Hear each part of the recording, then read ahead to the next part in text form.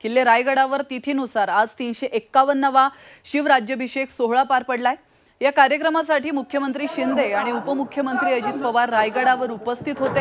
यावेळी खासदार सुनील तटकरे, आमदार अदिती तटकरे, अनिकेत तटकरे, भरत गोगावले यांनीही गडावर हजेरी लावल्याचं पाहायला मिळालंय।